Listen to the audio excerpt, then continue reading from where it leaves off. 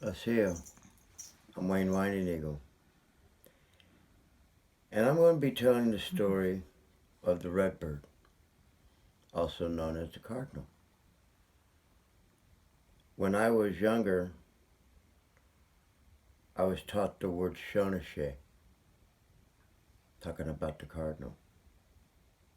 There's also the name Tutashku, which means redbird. Either way, many Native American tribes look at the cardinal or redbird as a very majestic thing, as very something extraordinary. Here's a little background. Cardinals, also known as redbirds, are considered good omens in many southeastern tribes. The Cherokee associate the cardinal with the sun, and the one Cherokee myth describes the first redbird as the daughter of the sun. Some Cherokee also believe that the redbird could predict the weather. The Ojibwe admire the cardinal as an alert, watchful bird. Some Pueblo tribes see the cardinal as a directional guardian associated with the south. The Pima associate the cardinal with lightning and believe that they can predict rain. Isn't it interesting how the redbird or the cardinal is so associated with so many things concerning the weather, and yet we see them mostly during the winter time. Such a beautiful bird. Now there's going to be some words that I might mispronounce in this little story. It is how the cardinal or the redbird got his colors. And we're going to be hearing about Waya, the wolf, Gobli, the raccoon, Tisekwa, bird, Uwodagi, brown bird. Remember this. Gigagi, red. Tutaswa, redbird. Ghibli, or wolf, or I should say raccoon. I'm going to say it in English. It makes it a little bit easier. Raccoon one day loved to tease wolf. One day, raccoon teased wolf so badly, so much, that wolf became angry.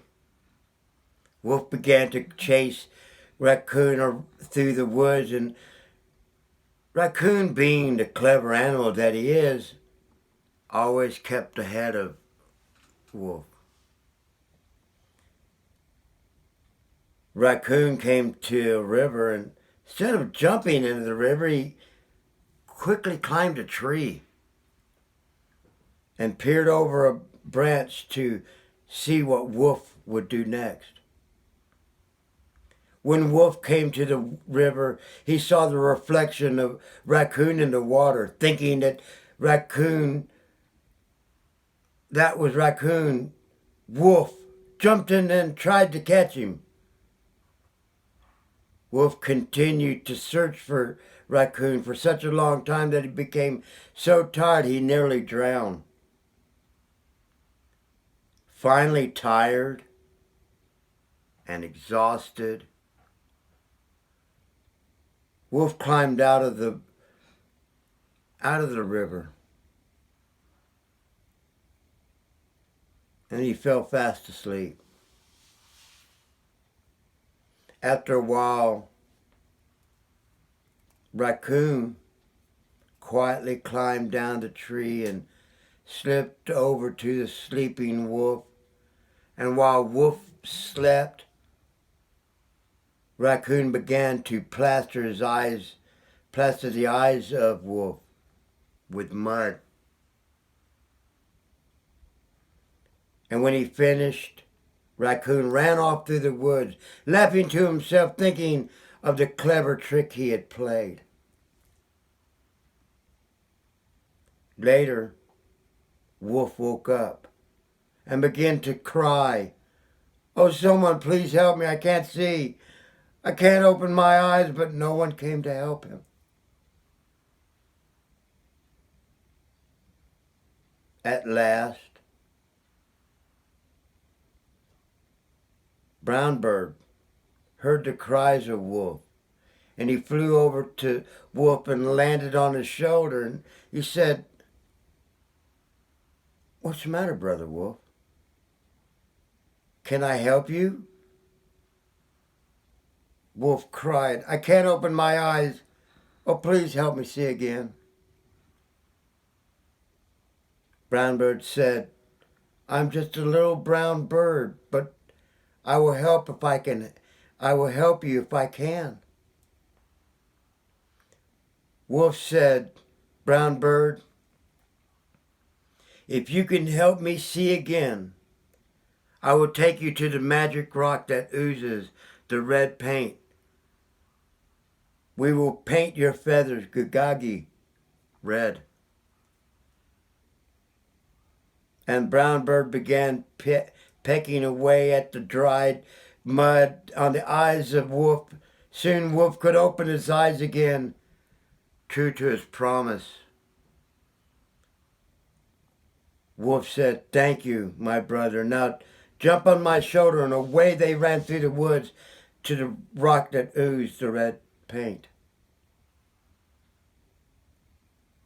Wigagu. When they came to the rock, Wolf reached up and plucked a twig from a tree branch, and he chewed the end until the twig, it was soft and pliable like the end of a paintbrush. And he dipped the end of the twig into the red paint and began to paint the feathers of the brown bird. When all the feathers were red, Distagu flew off, Redbird, to show his family and friends how beautiful he was. That is why from that day to this, you can see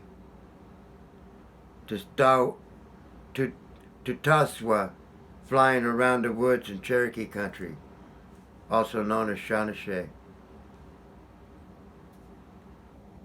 Such a beautiful bird. And there's other stories where there was a meeting amongst all the animals. And the only thing that the cardinal wanted, because all the other animals wanted power to hurt others. And when the cardinal went to the eagle, who was in charge of handing out who got what, the only thing that the redbird asked was to be able to have a song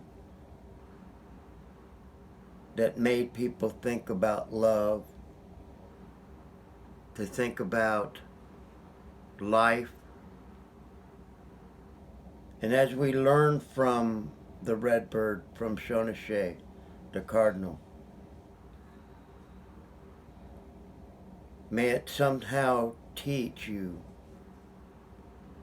as it teaches me, as it teaches the ones who see the redbird. I thank you for joining me here on Shaman's Way. If you like our channel, please press like. It's a good thing. Much love to you. Wadu. I'm Wayne White Eagle. Thank you again.